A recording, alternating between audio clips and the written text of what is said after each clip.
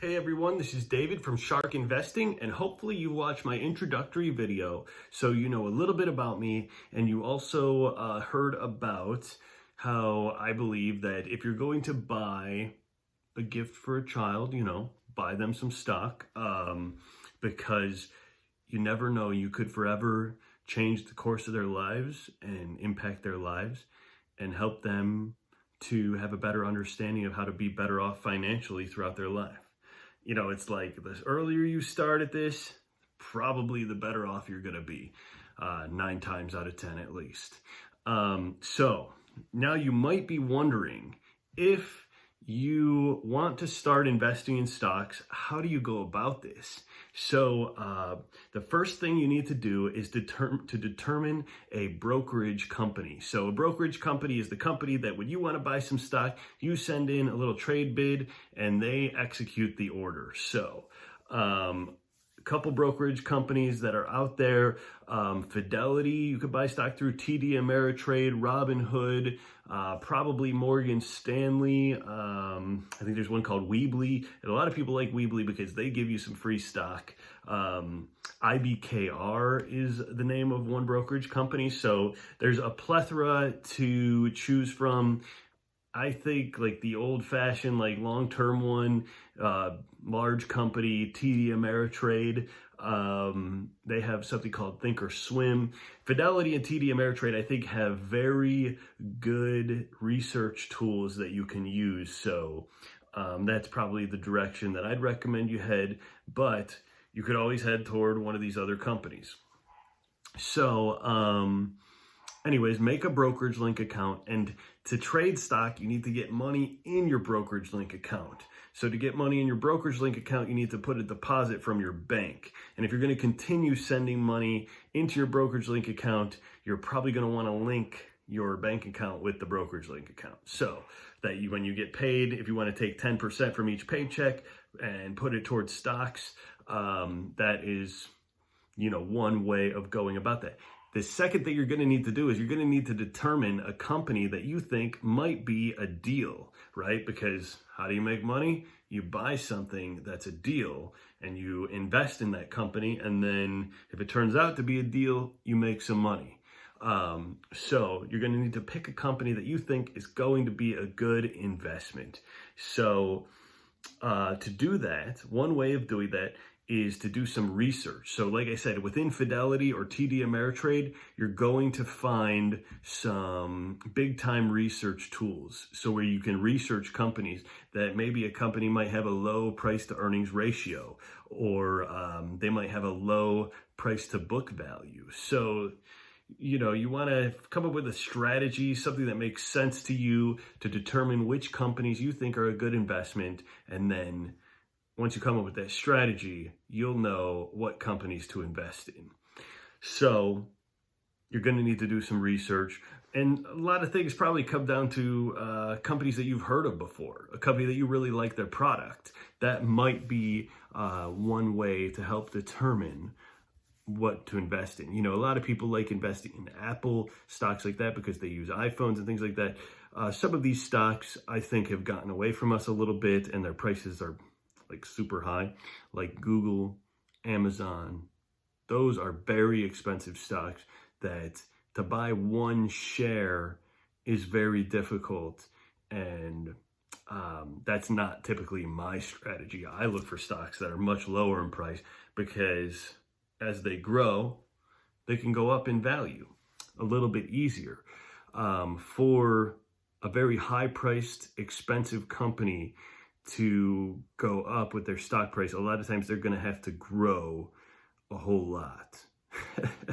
Like they're going to have to grow, like to double. They're going to have to grow like the whole GDP of a major country to double their price. So it's one thing to think about, but you need to determine what company you want to invest in is my main point. So you're going to have to pick something like that. So first, make the brokerage link account, get some money in there, trade some stock. I'm always looking for, I look at it as today's loser is tomorrow's winner. So that's kind of a lot of my strategy.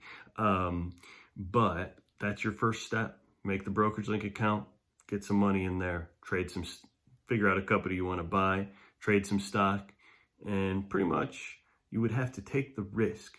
A lot of times when you're thinking about buying stock, you're thinking, is this too risky? Am I going to lose this money? So one thing that's very, very interesting as you're buying stock to think about, what else would you do with that money? So there's such a thing as a stock savings account. The stock savings account is an attempt to save money by buying stock. So just because the stock price doesn't go up doesn't mean you're worse off, okay? Even if a stock price goes down a little bit, if someone would have otherwise wasted that money in a way that was non-recuperable, the stock account can help you save money. So that's one way to stay upbeat about your stock account when it's gone down a little bit, or when a stock has lost you some money. You say, well, you know what? I would have blown that money anyways. I would have totally wasted it. I would have bought a nicer vehicle, maybe would have depreciated very quickly, and I still wouldn't have that money. So one thing about the stock market is don't get incredibly down if you've lost some money, because I've heard of people, one gentleman I ran into one day said a long time ago, he bought General Electric stock and he lost a significant amount of money and he never went back. So that's kind of one thing that can be very bad. If you take a hit or a loss early on, you say, you know what, this is not worth it. You're going to miss hundreds, if not thousands of opportunities in the future. So don't let it get you down. Look at it as a savings account and trade some stock. And I think in the long run, you're going to make some money. Most people who are in the stock market, who are in it to make money, they look at it as really a 5-year plan.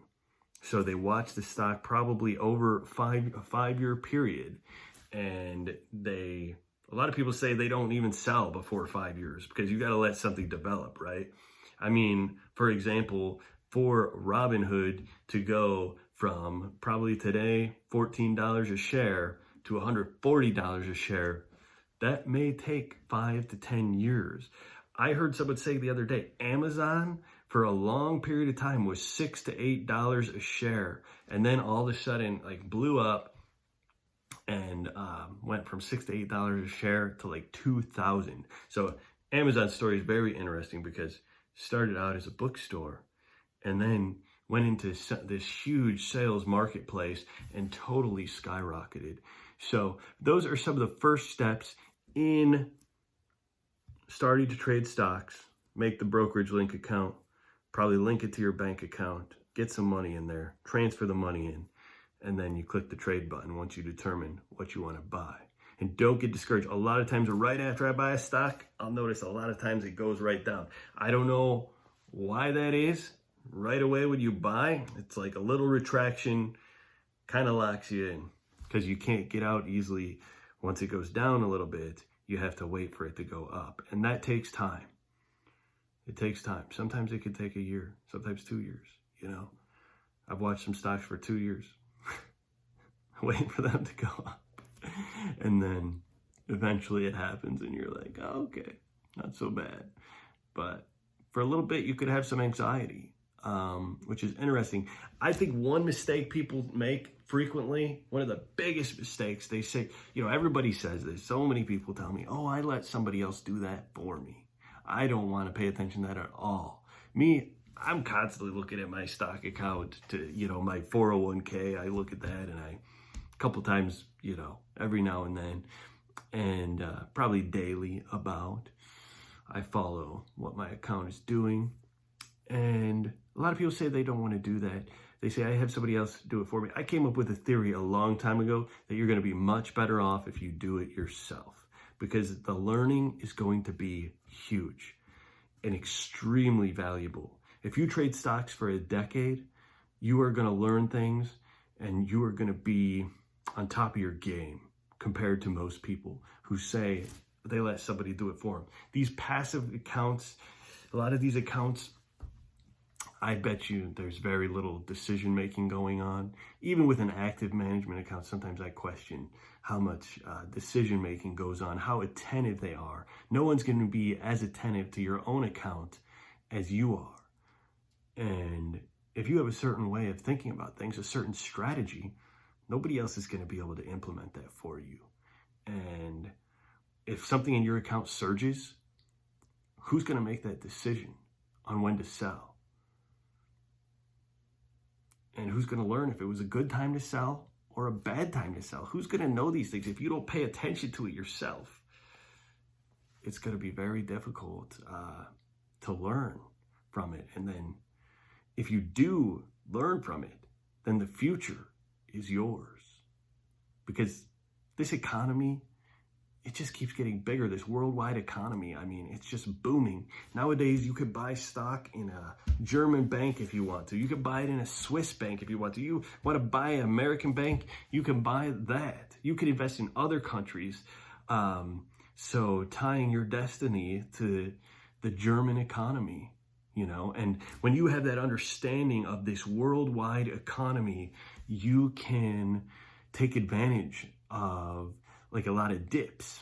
You know, for example, right now, a stock that's really beat up is Credit Suisse. Credit Suisse is really beat up, and they've gotten hit a couple times, which is probably a story for a different day.